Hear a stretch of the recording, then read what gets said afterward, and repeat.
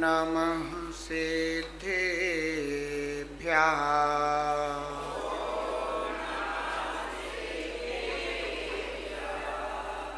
ॐ नमः सिद्धेभ्यः।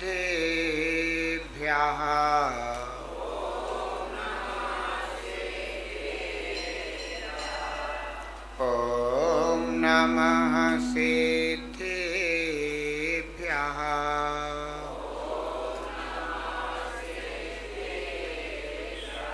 ॐ नमः सिद्धेभ्यः।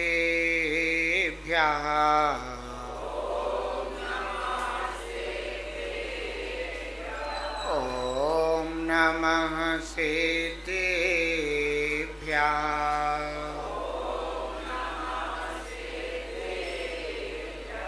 ॐ नमः सिद्धेभ्यः।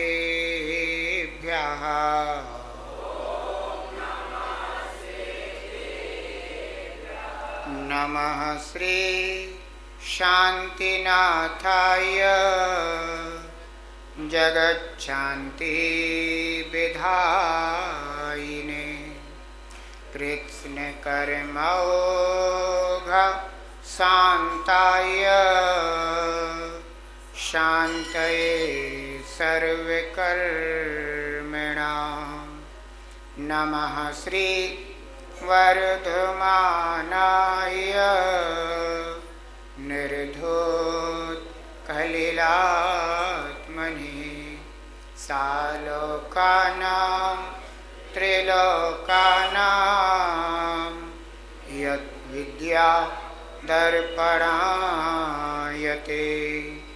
गुरवः पान्तु नो नित्यं ज्ञान दर्शन नायका चारित्रार्णव गंभीरा मोक्षमार्गोपदेशका।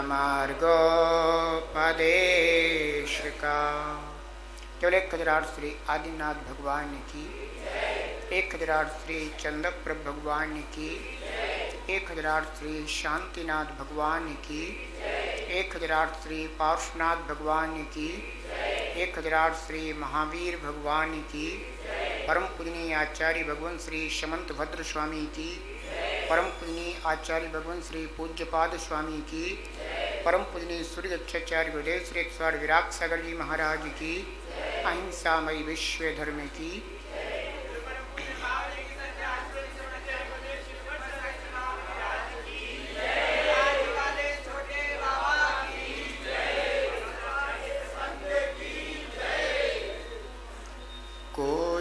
कहलाता कुगुरु कोई कहलाता सुगुरु, कोई कहलाता कुगुरु कोई कहलाता सुगुरु।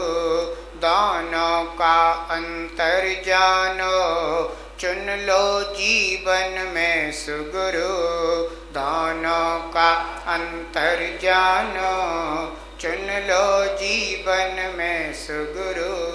कुगुरु पत्थर की हो, कुगुरु पत्थर की नौका कहलाए रे।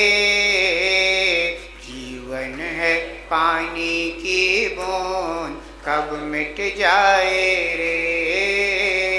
जीवन है पानी की बूंद कब मिट जाए। हानि अनहानि हो, हानि अनहानि कब क्या घट जाए रे। जीवन है पानी की बूंद कब मिट जाए रे। जीवन है पानी की बूंद कब मिट जाए रे। जीवन है पानी की बूंद। मोक्ष मार्ग में सुगुरु ही शरण है।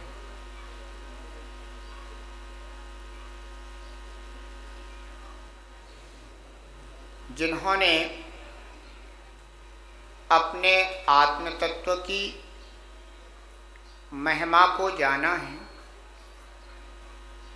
जिन्होंने अपने आत्मस्वरूप को पहचाना है और जिन्हें अपने निज शुद्ध भगवान आत्मा के अलावा इस जगत का अणुमात्र भी अपना प्रतीत नहीं होता, ऐसे निर्ग्रंथ तपोधन सुगुरु कहलाते।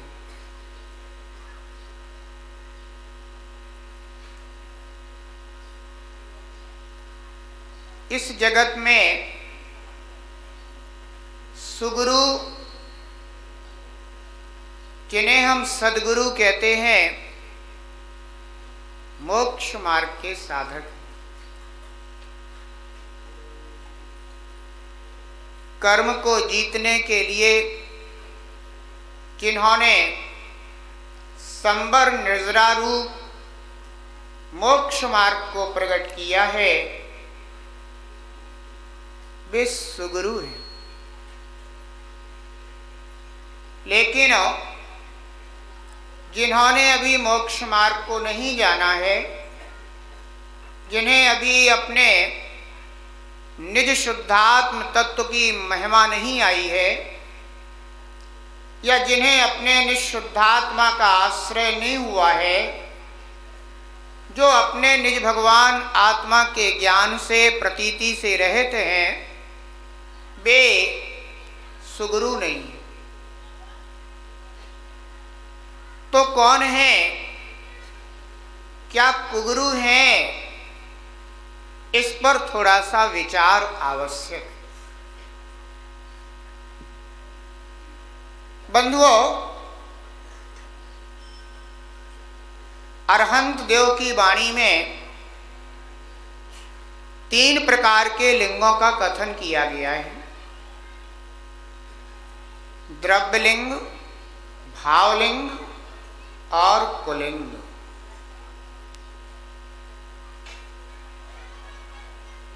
इन 3 के विषय में हमें कुछ चिंतन करने की आवश्यकता है, क्योंकि सबसे बड़ी जो भ्रांति है वो द्रव्यलिंग और कुलिंग में।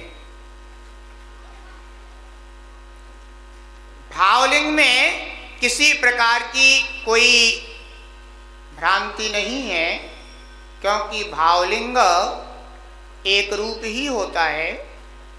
यद्यपि द्रव्यलिंग अपने स्वरूप में है, कुलिंग भी अपने रूप में है, दोनों का स्वरूप अलग अलग है, लेकिन अज्ञानी जनों को कुलिंग और द्रव्यलिंग का भेद पता नहीं। इस कारण से वे द्रव्यलिंग और कुलिंग को एक रूप मानने लग जाते हैं और सुगुरु के स्वरूप से वंचित रह जाते हैं। बंधु, एक बात ध्यान रखें, भावलिंग को प्राप्त करने के लिए द्रव्यलिंग आवश्यक होता है। बिना द्रव्यलिंग के भावलिंग प्रकट नहीं होता। यह अरहंत देव का कथन। इसका तात्पर्य यह हो गया कि द्रव्यलिंग भावलिंग का साथी है, द्रव्यलिंग भावलिंग का सहयोगी है, लेकिन कुलिंग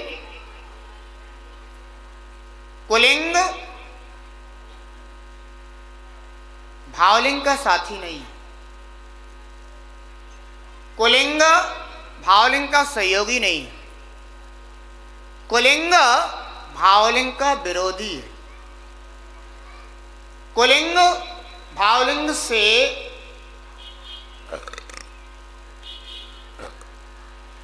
दूर ले जाने वाला भेष है।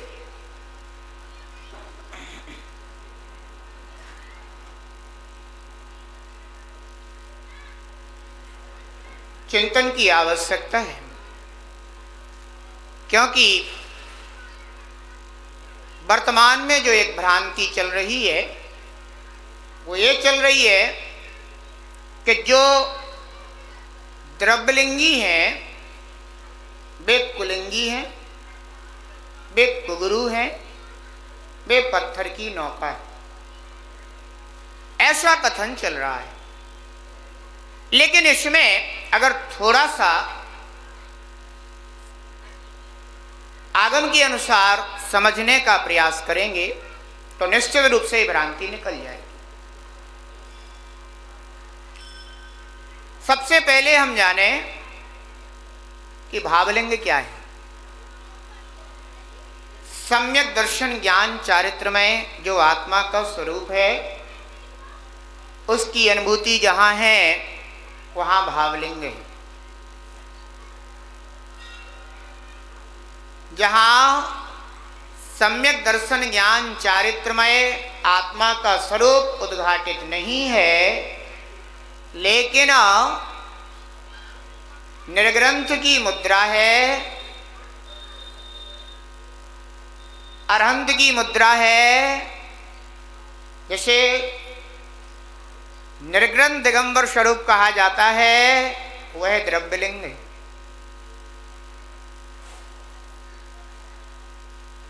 वेद समझ में आया? जहां सम्यक दर्शन ज्ञान चारित्रमय आत्मस्वरूप की अनुभूति है वहां तो भावलिंग है। क्योंकि सम्यक दर्शन ज्ञान चारित्र ये सब हमारे आत्मा के ही निज गुण हैं और इन गुण की पर्याय स्वरूप जो अनुभूति है बंधुओं वह भावलिंग कहलाता है। और यह रत्नत्रय में एक अखंड आत्मा है। ऐसे अखंड आत्मा में जहां स्थिरता हो जाती है उसे निर्विकल्प समाधि कहते हैं। इनमें बंधुए शरीर रूप बाह्य द्रव्यलिंग का कोई प्रयोजन नहीं रहता है, क्योंकि द्रव्यलिंग पृथक है और भावलिंग पृथक है। द्रव्यलिंग देहाश्रित है और भावलिंग आत्माश्रित है। तो यूं देखा जाए तो दोनों में तो बहुत बड़ा अंतर है, क्योंकि द्रव्यलिंग देहाश्रित है और भावलिंग आत्माश्रित है। इसलिए जो देहाश्रित है वह पुद्गलमय है, जो आत्माश्रित है वह चैतन्यमय है। लेकिन जब तक यह देहाश्रित द्रव्यलिंग प्रकट नहीं होता है तब तक भावलिंग भी प्रकटता को प्राप्त नहीं होता।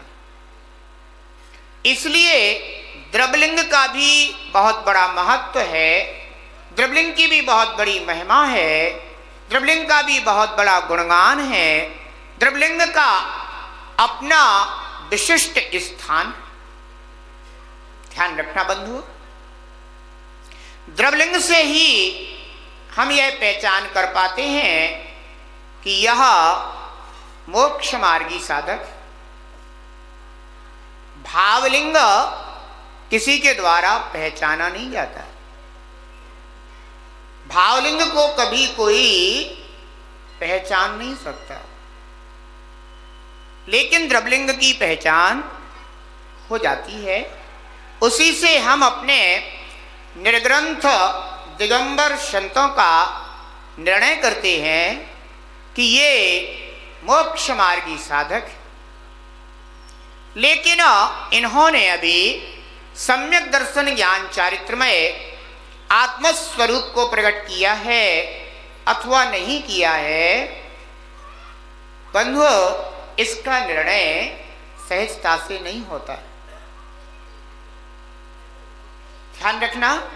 लेकिन हाँ इतना जरूर है कि जिन्होंने अरहंत की मुद्रा को धारण किया हुआ है, ऐसा द्रव्यलिंग जिसके पास है, हम उसकी श्रद्धा करते हैं, उस पर विश्वास करते हैं और अपने आत्मकल्याण के निमित्त उन्हें सुगुरु जान करके उनका आश्रय भी करते।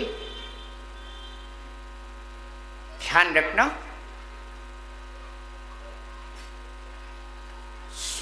यह जो द्रवलिंग है यह 28 मूलगुण रूप होता है। किस रूप है? 28 मूलगुण रूप। और जो भावलिंग होता है वह रत्नत्रय स्वरूप आत्मा की अनुभूति का नाम। जहां 28 मूलगुणों का पालन होता हो वहां बंधुओं उन्हें अपन भावलिंगी साधक कहते। लेकिन भावलिंग जहां होता है वहां द्रव्यलिंग होता ही होता है। लेकिन जहां द्रव्यलिंग हो वहां भावलिंग हो ही यह कोई जरूरी नहीं। ध्यान रखना बंधुओं, आप लोगों ने देखा होगा कि चने की फसल होती है तो चने की घेंटी आ जाती है। घेंटी, घेंटी बोलते हो ना उसको, और कुछ बोलते हो क्या? घेंटी बोलते। तो जो चने की घेंटी आ जाती है तो चने की घेंटी को देख करके यह निर्णय हो जाता है कि अब इसमें चना आना शुरू हो गया।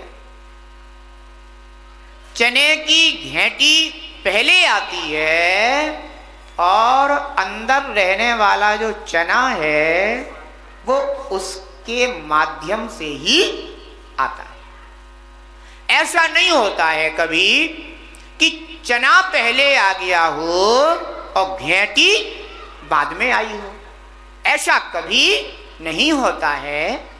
सबसे पहले घेंटी आती है, फिर उसके अंदर चने का विकास होता है। कई बार ऐसा हो जाता है कि घेंटी तो आ जाती है लेकिन चना नहीं आता।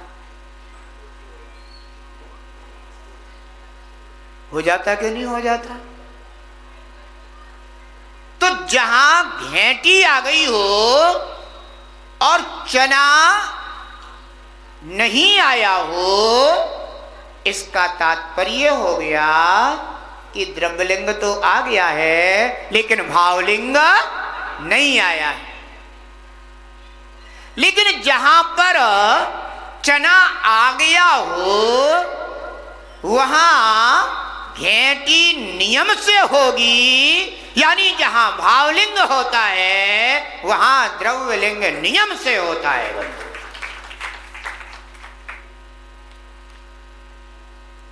घेंटी चने का साथ देने वाला साधन है, उसके बिना चना हो नहीं सकता है। ध्यान रखना बंधु, समझ में तो आ रहा है ना सबको? क्योंकि हमें बंधु इस भ्रांति को निकालना है द्रव्यलिंग और पुल्लिंग की। द्रव्यलिंग कैसा है? भावलिंग का सहयोगी है। द्रव्यलिंग भावलिंग नहीं है। घेंटी चना नहीं है। घेंटी में और चने में बहुत बड़ा अंतर है। घेंटी त्याज्य है, चना ग्रहण करने योग्य है। लेकिन कब? जबकि चना परिपक्व हो जाए, जबकि चना प्राप्त हो जाए, तब घेंटी पर दृष्टि नहीं रहती, उसे पृथक कर दिया जाता है, दूर कर दिया जाता है, अलग कर दिया जाता है। लेकिन जब तक चना परिपक्व नहीं हुआ है, जब तक चना पक करके तैयार नहीं हुआ है, तब तक घेंटी को चने से अलग नहीं किया जाता। हम ये कहते हैं कि निर्ग्रंथ मुनिराज जो छठे और सातवें गुण स्थानवर्ती मुनिराज होते हैं, वे झूला झूलते रहते ना। तो कभी किसी ने निर्ग्रंथ मुनिराज को झूला झूलते हुए देखा है क्या?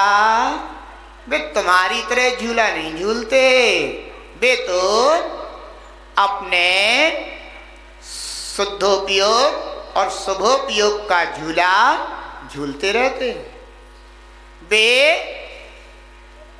निश्चय चारित्र और व्यवहार चारित्र का झूला झूलते रहते हैं। वे निर्विकल्प समाधि और सविकल्प समाधि का झूला झूलते रहते हैं। उन्हें सच्चे निर्ग्रंथ साधक कहते हैं, उन्हें सुगुरु कहते हैं। ध्यान रखना, जब तक घेंटी और चना साथ हैं, तब तक उसमें चने का ही विकास होता है। जब तक यह द्रवलिंग भावलिंग के साथ है, तब तक उसमें भावलिंग का ही विकास होता है। जब तक चना नहीं आया है, तब तक जो कुछ भी वह पौधा भोजन आदि बना रहा है, वह द्रवलिंग को प्राप्त होता है। लेकिन जब चना आ जाता है, तो वही पौधा अपना वह पोषण उस बीज को भी देना शुरू कर देता है। ऐसे ही यह जो मनुष्य पर्याय रूपी पौधा है, यह सबसे पहले अपने द्रवलिंग को प्रकट करता है, इसका भी पालन करके पोषण करता है। और जब भावलिंग प्रकट हो जाता है, तो प्रधानता उसकी आ जाती है। और फिर इस द्रवलिंग की प्रधानता नहीं रहती। लेकिन जब तक वह निर्ग्रंथ तपोधन अपने उपयोग को अपने स्वरूप में स्थिरता को प्राप्त, दो घड़ी की स्थिरता को प्राप्त नहीं करा पाते, तब तक वे झूला झूलते रहते। तब तक वे वहां से अपने शुद्धोपयोग से बाहर आकर के और शुभोपयोग रूप व्यवहार चारित्र के मार्ग में भी स्थिर हो जाते हैं। और पुनः पुरुषार्थ करके, क्योंकि उनके ज्ञान में यह बात, अनुभूति में यह बात रहती है कि हमारा प्रधान जो धर्म है वह भावलिंग है, वह हमारा निर्विकल्प समाधि का ही प्रधान मुख्य लक्ष्य है। तो वे पुनः उसी के लिए पुरुषार्थ करते हैं और पुनः वहीं पर जाकर के स्थिर होकर के आत्मा का अनुभव करने लग जाते हैं। जब वे पुनः अस्थिरता को प्राप्त होते हैं, तो अपने 28 मूल गुण रूप व्यवहार चारित्र के मार्ग में स्थिर होकर के अरहंत मुद्रा का बंधुओं वह अनुभव करते हैं, पालन करते हैं और उस धर्म ध्यान में स्थिर होकर के अपने कर्मों का क्षय करते हैं। एक का नाम सराग धर्म है और दूसरे का नाम वीतराग धर्म है। निर्ग्रंथ मुनिराजों की यह सराग धर्म की अवस्था छठे गुण स्थान तक होती है। इसके बाद फिर वह अपने वीतराग धर्म में स्थिर होते हैं। वीतराग से सराग, सराग से वीतराग, वीतराग से सराग, सराग से वीतराग, इस तरह से जो उनका उपयोग पलटता रहता है, बंधु इसे ही निर्ग्रंथ मुनिराजों का झूला झूलना कहते हैं। ध्यान रखना, यहाँ पर द्रव्यलिंग साधक है किसका? भावलिंग का। लेकिन द्रव्यलिंग अनुपयोगी नहीं है, द्रव्यलिंग अहितकारी नहीं है। हाँ, इतना जरूर है कि घेंटी आ जाए और चना ना आए तो उस किसान का वह श्रम परिश्रम व्यर्थ माना जाता है। ऐसे ही जिन्होंने निर्ग्रंथ वीतराग मुद्रा को तो धारण किया है, लेकिन निर्ग्रंथ वीतराग स्वरूप भावलिंग का अनुभव नहीं किया है, उनके लिए यह द्रव्यलिंग की जितनी भी साधना है वह साधना उस किसान की तरह है जिस किसान के लिए घेंटी तो प्राप्त हुई है लेकिन चने रूप फसल प्राप्त नहीं हुई है। इसलिए बंधुओं, हमें भावलिंग और द्रव्यलिंग की क्या विशेषता है इसको जानना चाहिए। द्रव्यलिंग सर्वथा हेय नहीं है, क्योंकि द्रव्यलिंग भावलिंग का साधक है। जब यह आत्मा अपने भावलिंग स्वरूप का अनुभव करता है उस काल में द्रव्यलिंग हेय हो जाता है। जब हमारे लिए चना की प्राप्ति होने लग जाए, आप लोगों ने बूट तो खाए होंगे हैं? अब चने की भी एक वो अवस्था जिसे बूट कहते हैं और चने की एक वो अवस्था जिसे चना कहते हैं, ठीक है ना? दोनों को और समझ लें। चना अवस्था यानी अरहंत की अवस्था और बूट अवस्था यानी छठे सातवें मूलस्थानवर्ती मुनराज की अवस्था। समझ में आ रहा है ना? अच्छा लग रहा है ना? बूट अवस्था वो है कि जो छठे सातवें मूलस्थानवर्ती मुनराज की अवस्था है, और यूं कहें कि जब वही बूट का दाना धीरे धीरे अरहंत मुद्रा की ओर जाता है, जब तक वह पूर्ण परिपक्व नहीं हो जाता है तब तक वो बूट ही कहलाता है। तो बूट खाने में कैसा लगता है? अच्छा लगता है ना? है? यानी हरा चना है ना, अच्छा लगता है ना? ऐसे निर्ग्रंथ मुनराजों को जब अपने भावलिंग स्वरूप का अनुभव होता है तो उन्हें बहुत आनंद आता है। जिसने आज तक बूट के दाने का स्वाद नहीं लिया है, बंधुओं, वे कभी निर्ग्रंथ मुनराजों के अतीन्द्रिय आनंद का क्या उनके लिए सुख होता है, बंधुओं, वे उसके विषय में जान ही नहीं सकते।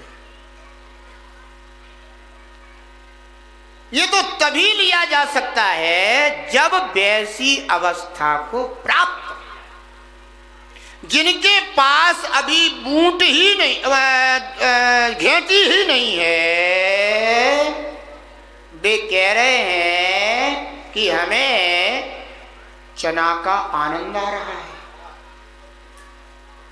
जिनके पास अभी घेंटी ही नहीं है वे कह रहे हैं कि मुझे बूट का आनंद आ रहा है, बड़ा गजब हो गया, बड़ा गजब हो गया, पंचम काल में बड़ा गजब हो गया कि बिना घेंटी के चना आ रहा है और लोग कह रहे हैं मुझे अनुभव हो रहा है। हे अरहंत देव, ये तो पंचम काल के अज्ञानियों की ही बलहारी हो सकती है।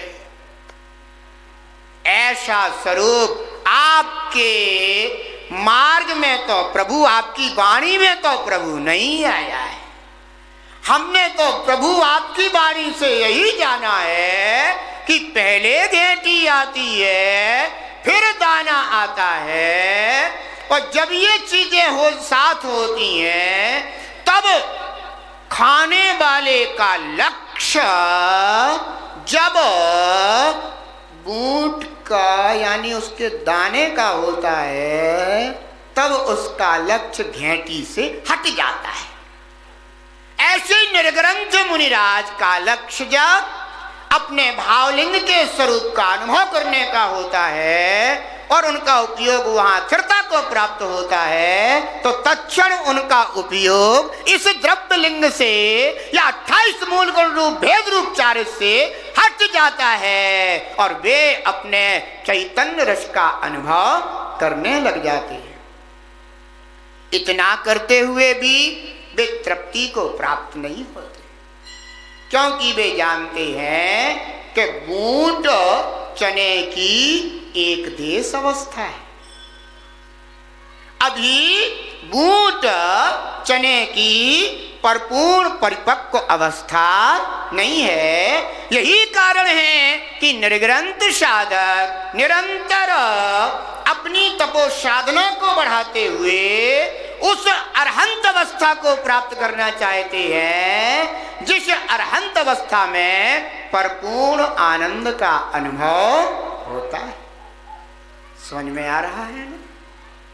ध्यान रखना बंधुओं, भावलिंग क्या है और द्रव्यलिंग क्या है, इसके अंतर को अब आप लोग समझ चुके हो। अब हम थोड़ा सा अंतर समझ लें द्रव्यलिंग और कुलिंग में, क्योंकि बहुत बड़ी भ्रांति खड़ी करी है वर्तमान के शास्त्र अध्येताओं ने, जिन्होंने मात्र शास्त्र को पढ़ा है लेकिन जिनके पास स्वयं का कोई आत्मिक अनुभव है नहीं बंधुओं। उन्होंने इतनी बड़ी भ्रांति खड़ी कर दी कि उन्होंने द्रव्यलिंग को और कुलिंग को एक बता दिया। ध्यान रखना बंधुओं, कुलिंग बहुत अलग चीज है। मैं आपको बताऊं, अंतर रागादिक धरें जे, बाहर धन अंबर ते स्नेह, दारे कुलिंग लई महत भाव, तेक गुरु जन्म जल उपल नाव। कुलिंग क्या है बंधुओं?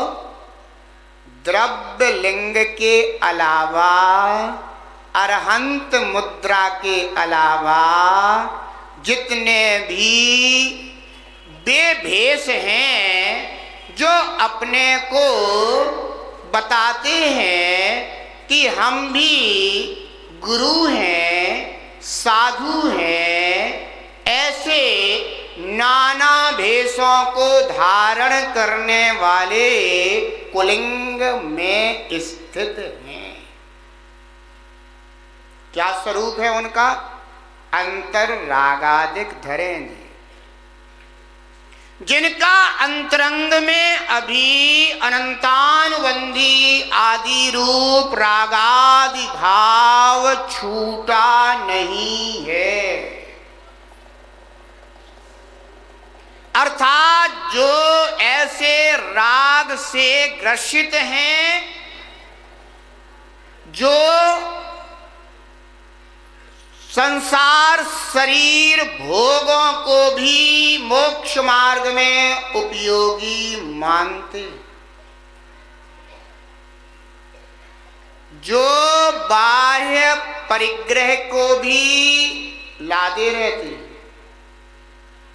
अंतरंग परिग्रह को भी धारण किए रहते, क्योंकि रागादि भाव क्या है?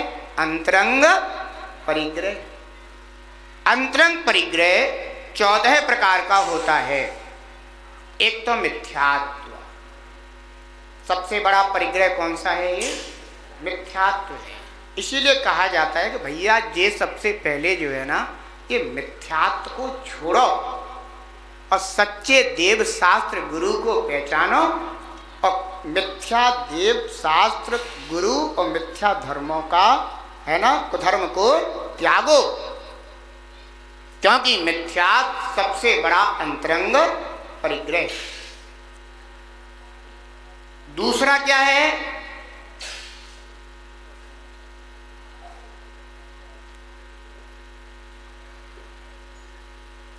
चार प्रकार का कषाय भाव, क्रोध, मान, माया और लोभ। कितने हो गए? 5। हास्य, रति, अरति, शोक, भय, जुगुप्सा, स्त्री वेद, पुरुष वेद, नपुंसक वेद, ये सब क्या है? अंतरंग परिग्रह। ऐसे 14 प्रकार का अंतरंग परिग्रह जिनके अंदर बसा हुआ है, वे सुगुरु नहीं है। वे कौन है? कुगुरु है। ध्यान रखना बंधु। बाहर धन अंबर तैसने, और बाहर में क्या है जिनके पास? धन और अंबर यानी वस्त्र। इससे जो क्या रखते हैं? स्नेह रखते हैं। ऐसे ऐसे बंधुओं लोक में साधु नाम या साधु संज्ञा को प्राप्त जीव देखे जा सकते हैं कि जो बाहर में तो साधु कहलाते हैं, लेकिन उनका बहुत बड़ा व्यापार आदि का साम्राज्य देखा जा सकता है।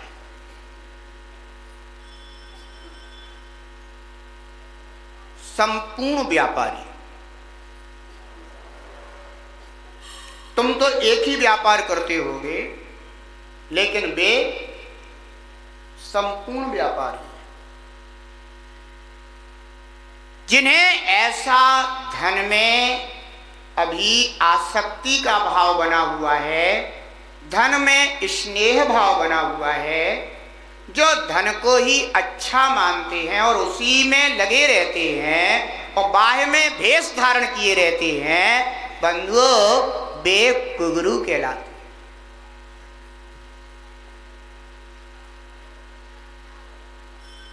बाह्य में जो खेती करते हैं,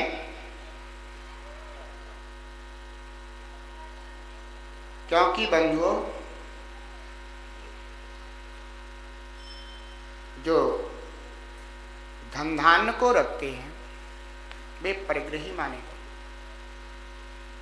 बाहर में आजीविका के संपूर्ण साधन जिन्होंने अपना रखे हैं, बंधुओं वे सुगुरु नहीं होते। कौन होते हैं? एक कुगुरु होते। इनसे कभी मोक्ष मार्ग प्रशस्त नहीं हो सकता, क्योंकि यह कार्य तो एक गृहस्थ जीवन में रहने वाला सामान्य मनुष्य भी कर लेता है। त्यागी कौन कहलाता है? जिसने कुछ त्याग किया हो। केवल वस्त्रों को पलट लेने से तो कोई त्यागी बन नहीं जाता।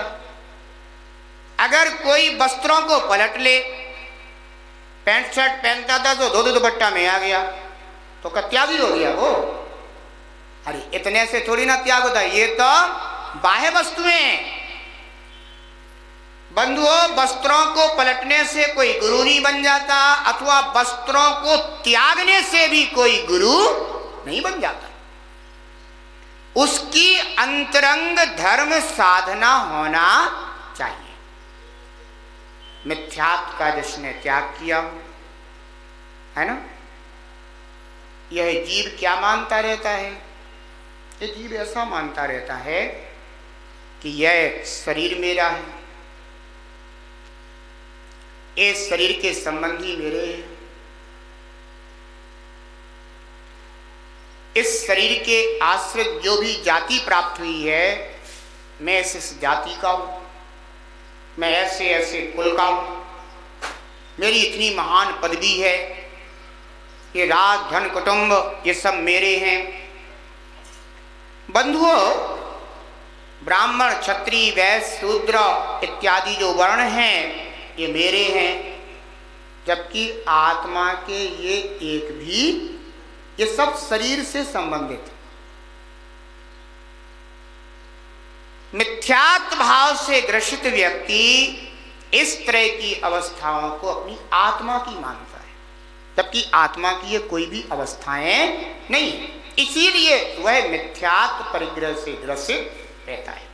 कहता है मैं सुखी दुखी मैं रंग राव, मेरे धन ग्रह गोधन प्रभाव, मेरे सततीय में सवल दीन, विरूप सुभग मूरख प्रवीण। मैं सुखी हूं, किससे सुख माना? बाह्य साधनों से। मैं दुखी हूं, किससे दुख माना? बाह्य साधनों के अभाव से। जबकि ना बाह्य साधन आत्मा के हैं, है ना?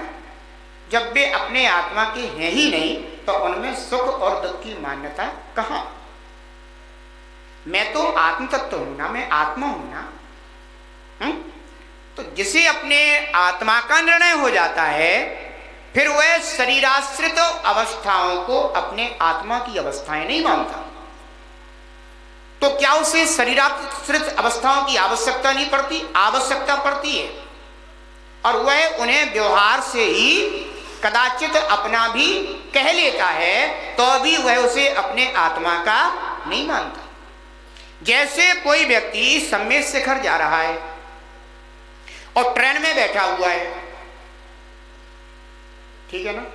अब घर के लोगों को तो बड़ी चिंता हुई कि हमारे परिवार के फलाने फलाने सब सम्मेद शिखर जी गए हैं, पता नहीं वहां पहुंचे कि नहीं पहुंचे। तो उन्होंने क्या किया? मोबाइल कर लिया, और जैसे उन्होंने मोबाइल लगाया, नंबर लगाया बात करने के लिए, और आपका नंबर मिल गया। उन्होंने कहा हेलो, तुमने कहा हेलो, कहां पहुंच गए हो? हमारी ट्रेन अभी मुगल सराय में खड़ी है, ठीक है ना? अब एक बात बताओ, तुम जैसे तुमने वहां से अपने घर के सदस्य को यह बता दिया कि हमारी ट्रेन अभी मुगल सराय में खड़ी है, तो मैं तुमसे ये पूछना चाहता हूं कि तुम इतनी बड़ी ट्रेन के मालिक कब से हो गए? वो ट्रेन तुम्हारी कब से हो गई? क्या तुम उसके स्वामी हो गए जो बड़े आराम से कह रहे हो हमारी ट्रेन? तुम ट्रेन में बैठे हो, इसलिए ट्रेन के साथ ऐसा व्यवहार आ गया है कि हमारी ट्रेन। लेकिन वास्तव में जब तुम यह बोल रहे हो कि हमारी ट्रेन मुगल सराय में खड़ी है, उस समय भी तुम यह जानते हो कि यह ट्रेन हमारी नहीं है, अभी तो मैं ट्रेन में बैठा हुआ हूं। इस सत्य को भी तुम जानते हो कि नहीं जानते हो? जानते हो। ऐसे ही बंधु, ये शरीर भी क्या है? ट्रेन है, ट्रेन। इसमें तुम बैठे हुए हो, तुम व्यवहार करते हो, है ना, कि हमारा सिर दर्द कर रहा है, हमारा कान दर्द कर रहा है, हमारा पेट दर्द कर रहा है। क्यों? क्योंकि अभी तुम इसमें बैठे हुए हो, तो इसके साथ तुम्हारा ऐसा व्यवहार होता है। लेकिन सिर दर्द, पेट दर्द, कान दर्द, हाथ दर्द, ये कुछ भी, जो कुछ भी है, क्या ये तुम्हारी आत्मा के हैं? बंधु, ये तुम्हारी आत्मा के नहीं। जब कान ही तुम्हारा नहीं है तो कान का दर्द तुम्हारा कैसे हो सकता है? जब ये पेट ही तुम्हारा नहीं है तो पेट का दर्द तुम्हारा कैसे हो सकता है? ध्यान रखना, जिसने ऐसे व्यवहार को और निश्चय को समझ लिया है, और वह व्यवहार में तो ऐसा कथन करता है, लेकिन वास्तव में ये जानता है कि ये कुछ भी मेरा नहीं है, बंधु, उसके पास मिथ्यात्व परिग्रह नहीं होता। कोई कहे मैं जैन हूं, व्यवहार से होगा। तेरा आत्मा क्या जैन है? बता दे, तेरा आत्मा जैन है क्या? पूर्व पर्याय में मान लीजिए कि तू मेढक की पर्याय से आ रहा है, हैं? उसके पहले तू हो सकता है कि नार की पर्याय में हो, कहीं भी हो सकता है। तो तेरा आत्मा तो जैन नहीं है ना। तो अपने आत्मा की महिमा को समझ कि तू वास्तव में इन अवस्थाओं में नहीं है, लेकिन जिन जिन शरीरों में चला जाता है उनमें व्यवहार होने लग जाता है। उन्हें व्यवहार से भी अगर अपना कहता है तो चल कोई बात नहीं, इसे तो स्वीकार भी किया गया है। लेकिन जो यही कहता है कि नहीं ये तो मेरे ही है, ये व्यवहार और निश्चय का भेद नहीं जानता है, आत्मा और शरीर का भेद नहीं जानता है, उसे अपना ही मानता है, अपने संबंधियों को अपना ही मानता है। जब शरीर ही तेरा नहीं है तो तेरे संबंधी तेरे कैसे हो जाएंगे? बता दे, हो जाएंगे क्या? दूसरों का कुर्ता पहन करके आया और किसी ने उसके ऊपर इत्र छिड़क दिया तो कहता है कि कुर्ता भी मेरा है, इत्र भी मेरा है। अरे जैसे ही तू वहां से घर आया और सामने वाले में हमारा कुर्ता वापस लाओ, जब तू उसको कुर्ता दे देगा तो क्या इत्र अपना तेरा हो जाएगा? उसी के साथ चला जाए। जब कुर्ता ही तेरा नहीं है तो उस पर छिड़का हुआ इत्र तेरा कैसे हो सकता है? जब शरीर ही तेरा नहीं है तो शरीर के संबंधी तेरे कैसे हो सकते? कुल जाति बंधु ये कोई आत्मा के नहीं है, इसलिए इनमें कभी अहंकार नहीं करना चाहिए।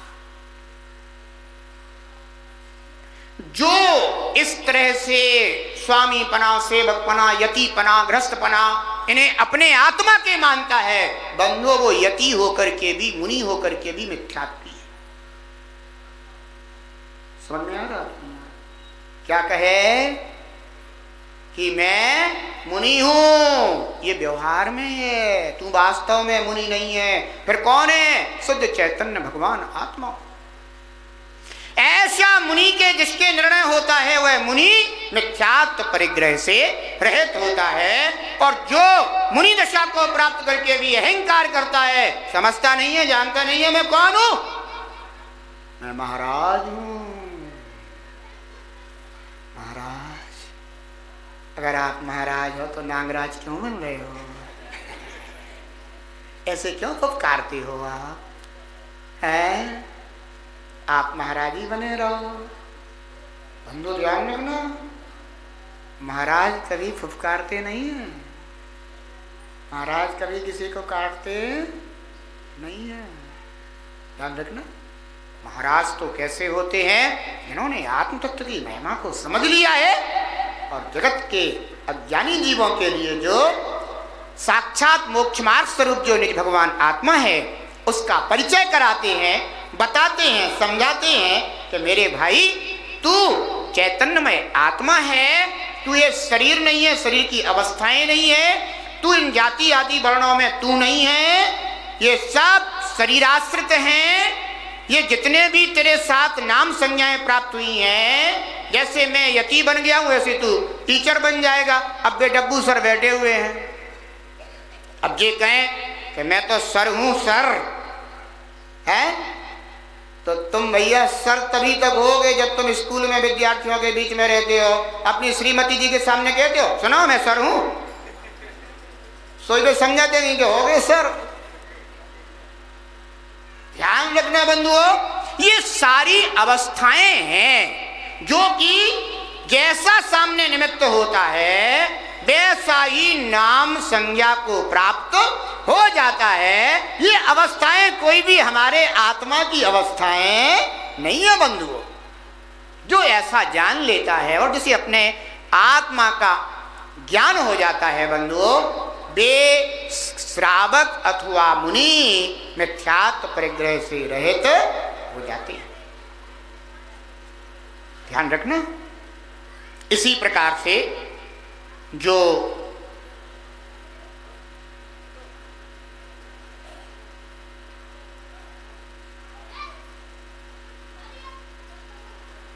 हास्य भाव है, क्या करना? हास्य का भाव, ये क्या है? परिग्रह। साधु हास्य नहीं करते, पर साधु क्या करते हैं? प्रमोद करते हैं। क्या करते हैं साधु? प्रमोद। दिखते दोनों एक जैसे हैं। बोले हंसता हुआ आदमी भी जो है ना, उसका भी चेहरा बिल्कुल वैसे ही दिखाई देता है, और प्रमुदित होते हुए मुनराज आदि उनका भी चेहरा बोले वैसे ही दिखाई देता है। बोले हमें तो भी वैसे ही दिख रहे थे, लेकिन दोनों में बहुत अंतर था। एक के अंदर हास्य था और एक के अंदर प्रमोद भाव था। हास्य परिग्रह। साधु कभी किसी का उपहास नहीं करते, साधु कभी किसी का हास्य नहीं करते, है ना? क्यों? क्योंकि वो जानते हैं कि यह तो क्या है? परिग्रह। रति, परिग्रह। रति यानी अपने को जो अच्छे लगने वाले पदार्थ हैं उनमें आसक्ति पूर्वक लीन होना क्या है? रति कहलाती। साधु जब अपने आत्मा को अपना मानते हैं, बाह्य पदार्थों को अपना मानते ही नहीं है, तो उनमें आसक्ति की बात ही नहीं रहती। इसलिए साधु जन रति परिग्रह से रहित होते हैं। अरति, अपने को अनिष्ट लगने वाले जो पदार्थ हैं उनमें विरक्तता का जो अनुभव होता है बंधुओं, उसे अरति कहते हैं। साधुजन जानते हैं कि जब कोई पर पदार्थ मेरा है ही नहीं तो मैं उससे विरक्त भी कैसा, बंधु भी अरति परिग्रह से भी रहित होते। अगर कोई साधु यह कहे मैंने ये छोड़ दिया, मैंने वो छोड़ दिया, मैंने अपना घर छोड़ा, मैंने अपना परिवार छोड़ा, किसके लिए छोड़ा? तू ही बता किसके लिए छोड़ा? ऐसे ऐसे साधु जन क्या कहते हैं? मैंने तुम्हारे लिए सब कुछ अपना त्याग किया है, मैं जो तपस्या कर रहा हूं सब तुम्हारे लिए कर रहा हूं, मैं अपनी तप साधना के माध्यम से तुम्हें सुखी करना चाहता हूं। बंधु ये सब परिग्रहासक्त है। कोई अपना तप क्या किसी को देता है? ये कोई देने लेने वाली चीजें हैं? लेकिन जिन्हें अभी परिग्रह का बोध ही नहीं है बंधुओं, वे क्या मानते हैं कि मैंने जो भी तप साधना करी है वो किसके लिए करी? तुम्हारे लिए करी है। मैं तुम्हें अपनी तप साधना से सुखी करूंगा। ओहो, माने तुम अपने लिए कुछ नहीं कर रहे हैं? विरक्तता का नाम भी जहां परिग्रह हो, सोचो तो जरा, विरक्तता का नाम परिग्रह। कहते हमने घर छोड़ा, हमने परिवार छोड़ा, हमने दौलत छोड़ी, हमने इतना सब कुछ त्याग दिया है, यानी तू उसका भी परिग्रह लादे हुए। आचार्य कहते हैं कि जब उस विरक्तता के भी परिग्रह से तू मुक्त हो जाएगा, यानी वो मेरे आत्मा का था ही नहीं तो मैंने छोड़ा भी क्या, वो तो पहले ही से छूटा हुआ था, वो तो मेरा था ही नहीं। जब उसका अनुभव होगा तो बंधु अरति परिग्रह छूट जाएगा। हास रति अरति, शोक किसके लिए होगा? जो अपना नहीं है उसे अपना माने, उसका वियोग हो जाए तो शोक तो हो नहीं है। और जिसने अपने एकमात्र आत्मा को अपना जाना हो वो तो कभी तुझसे अलग होने वाला है ही नहीं, तो शोक कभी हो ही नहीं सकता। ध्यान रखना। इसलिए शोक नाम का तो क्या है? परिग्रह माना गया है। बहुत अच्छे थे, हमें छोड़ के चले गए, हमें छोड़ के जाने तो हमें साथ में काहे नहीं ले गए? क्यों व्यर्थ में शोक करते हो? इस जगत में जितने संबंध बनते हैं ये अवश्य ही वियोग को प्राप्त हो जाते हैं। इस सत्य को जानो। और जो संबंध बना था वो तुम्हारी आत्मा से नहीं था, उस शरीर से था, और शरीर से भी वह पृथक संबंध था, कोई तुम्हारे शरीर के साथ भी उसका संबंध नहीं था, तो विरक्त उसको पृथक तो होना ही था। जब चना और घेंटी में चना अलग हो जाता है और घेंटी अलग हो जाती है, तो फिर जो चने घेंटी की तरह भी ना हो करके और पत्ते और टहनियों की तरह हों, तो वे तो वैसे ही अलग हैं, उन्हें तो वैसे ही अलग होना है। बंधु इस सत्य को जान लेना चाहिए। और कोई किसी के साथ ना आता है और ना कोई किसी के साथ जाता है। जिसने ऐसा बंधु निर्णय किया हुआ है और अपने आत्मा को अपना जाना है, बंधु उसके कभी शोक परिग्रह नहीं। महाराज एक बार जो है ना, एक महाराज की समाधि हो गई थी, तो उनके शिष्य भी जो है ना ऐसे रो रहे थे, तो उन्हें भी शोक परिग्रह था क्या? नहीं था। ये और ध्यान में रखना। सच्चे देव शास्त्र गुरु जो हमारे उपकारी होते हैं, उन उपकारियों का भी जब वियोग होता है तो बंधुओं यह धर्म ध्यान ही है कि यहाँ पर जीव को चूंकि उनसे कल्याण मार्ग प्राप्त हो रहा था तो उसे मन में यह भाव आता है कि ओहो हमारे कल्याण करने वाले अब हमारे बीच से चले गए हैं, तो उसे भी कदाचित अश्रुपात भी होने लग जाता है, तो भी बंधुओं वो शोक नहीं कहलाता, वो धर्म ज्ञान कहलाता है। और जो हमारे कल्याणकारी तो नहीं थे लेकिन बस हमारे संसार मार्ग में सहयोगी थे और वे चले जाए तो बंधुओं उनका वियोग शोक कहलाता है। ध्यान रखना, संसार मार्गियों का वियोग शोक कहलाता है और मोक्ष मार्गियों का वियोग धर्म ध्यान कहलाता है। इस भेद को समझ जाना। अन्यथा बंधुओं इस तरह के चिंतन को देख करके कोई सोचने लग जाए कि जब यही शोक में पड़े तो हमें उपदेश देते हैं ना। बंधुओं समझने की बात है, क्योंकि छोटी छोटी चीजें बहुत बड़ी भ्रांतियां खड़ी कर देती हैं। शोक भय सम्यक दृष्टि को भय नहीं होता। क्यों? क्योंकि वो अपनी आत्मा को अपना जानता है, इसके अलावा पर पदार्थों को कभी अपना मानता नहीं है, तो उसको 7 प्रकार का भय भी नहीं रहता है। इसका तात्पर्य ये नहीं है कि वो भयभीत नहीं होता है। ये और ध्यान रखना, भयभीत होना और भय को अपना मानना दोनों में बहुत अंतर है। ठीक है ना। भयभीत तो मुनराज भी हो जाते हैं।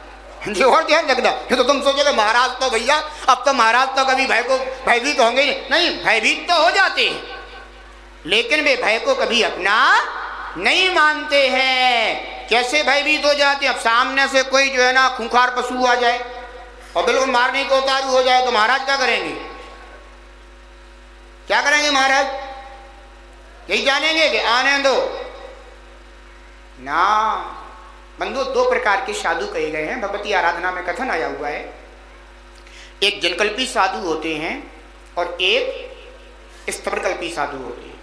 उनमें भी स्थवरकल्पी साधुओं में भी बंधुओं जिनका जैसा सैनन हो।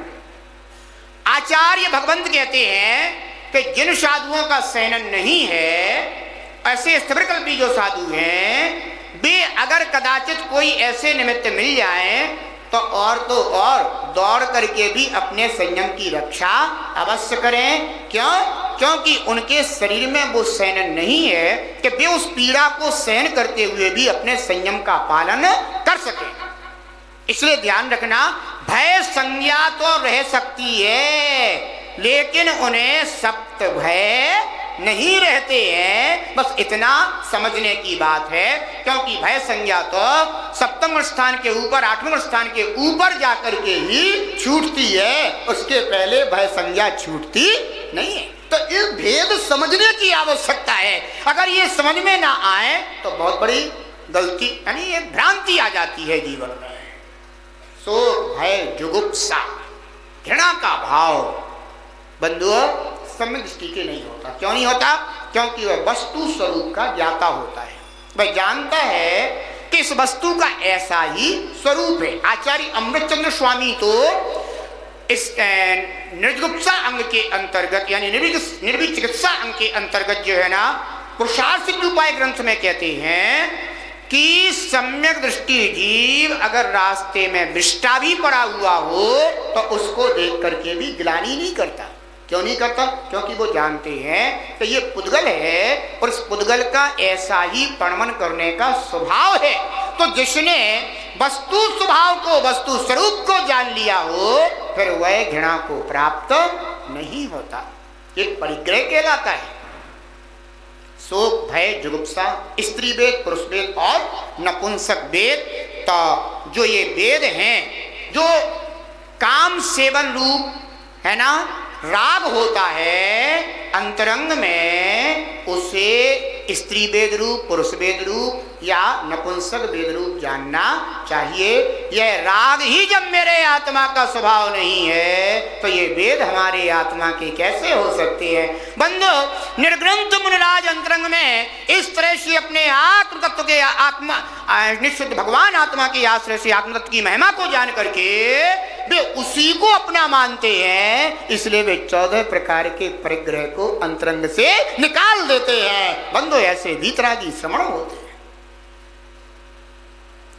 अंतर रागादिक धरें जे, लेकिन जो इन राग आदि भावों से ग्रसित हैं और बाहर धन अंबरते शने, और बाहर में धन का जिनके लिए राग लगा हुआ है, बहुत बड़े बड़े धनिक बने हुए हैं, बंधु अपने प्रवचन भी करते हैं तो उसमें भी बंधु लाखों का इंतजाम करके जाते हैं, बड़े बड़े एसी कारों में आएंगे, हेलीकॉप्टर आदि में आएंगे। अब सोचो तो जरा, एक सामान्य व्यक्ति जिसके पास ये सब कुछ भी नहीं है वो परिग्रही कहला रहा है, और साधु इतने साधनों को अपनाए हुए हैं और कहते हैं कि हम साधु हैं। अब बतलाओ, क्या ऐसे साधु हो सकते हैं? ये तो बंधुओं साधु नाम को पाते हैं, वास्तव में ये अंतरंग से वैराग्य भाव को, विरक्तता को, त्याग भाव को प्राप्त नहीं होते हैं। तो बाहर धन अंबर यानी वस्त्र आदि इनसे जो स्नेह रखने वाले होते हैं और धारें पुलिंग लई महत भाव, अर्थात जिनेंद्र भगवान के द्वारा कथित जो बीतराग धर्म का साधन क्या है, द्रव्यलिंग है, उसको छोड़ करके जिन जिन लिंगों को धारण किया है बंधुओं वे सब महत भाव यानी महात्मापने के भाव से धारण करते हैं।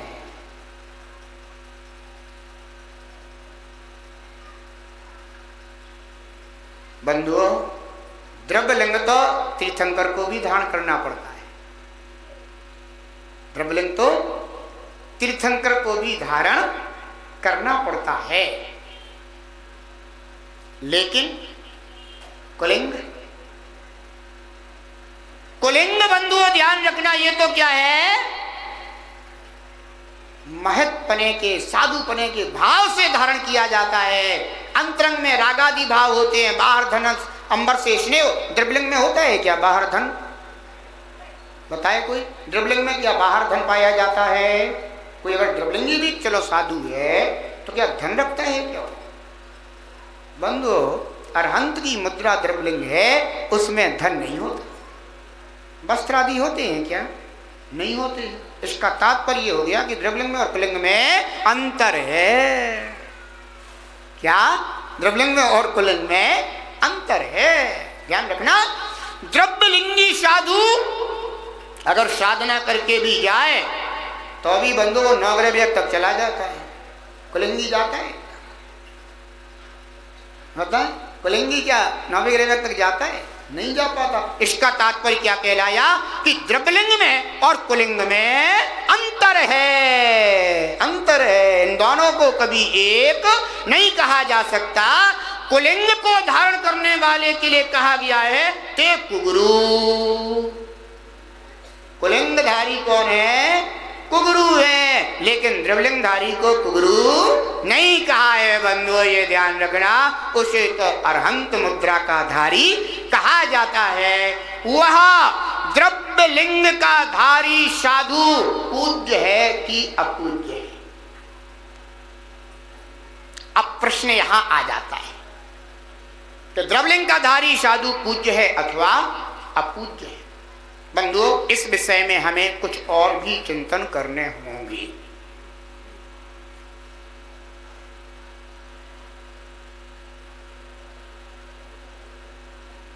आज तो अपना समय हो गया, कल अपन चिंतन करेंगे कि द्रव्यलिंग जो धारी हैं उनमें भी क्या हम कुछ निर्णय कर सकते हैं, या द्रव्यलिंग को हमें सहज भाव से वंदना करनी चाहिए? हमारे द्रव्यलिंग के प्रति भी क्या कर्तव्य हैं? इन बातों को अब अपन कल समझने की चेष्टा करेंगे। आज इतना तो समझ में आया होगा कि कुलिंग, द्रव्यलिंग और भावलिंग इनमें अंतर है। हम द्रव्यलिंगधारियों को कुगुरु नहीं कह सकते, ध्यान रखना, लेकिन हम उन्हें सर्वथा सुगुरु भी नहीं कह सकते। ये भी ध्यान में लेना है। इसकी चर्चा अब हम आप लोगों से कल करेंगे और अपने अंतरंग में हमें यह जानना है, निर्णय करना है कि वास्तव में हमें कहीं अज्ञानता के कारण ऐसा पाप बंध तो नहीं हो रहा है कि जो हम वीतराग मुद्रा के धारियों को कुगुरु कह करके मिथ्यात्व में जागृति हों और महान महान महान दुखकारी कर्म बंध प्राप्त करते हों। मैंने इसलिए बंधु यह भेद बताने का इस गाथा के अंतर्गत प्रयास किया है कि अगर ये बात हमारी समझ में आ जाएगी तो वह अज्ञानता हमारी निकल जाएगी। तो थोड़ा सा अब अपन कल और जानने का प्रयास करेंगे और फिर इस गाथा को हम पूर्णता करेंगे, है ना। अन्यथा कथन तो कथन है, जितना खोलते जाओ उतना ही खुलता चला जाता है। तो इसको कल और थोड़ा सा समझा करके, जिससे कि अंदर की कोई भ्रांतियां ना रहें और जीवन में शांति प्राप्त हो सके। कोई कहलाता कुगुरु, कोई कहलाता सुगुरु, कोई कहलाता दोनों का अंतर जानो, चुन लो जीवन में सुगुरु।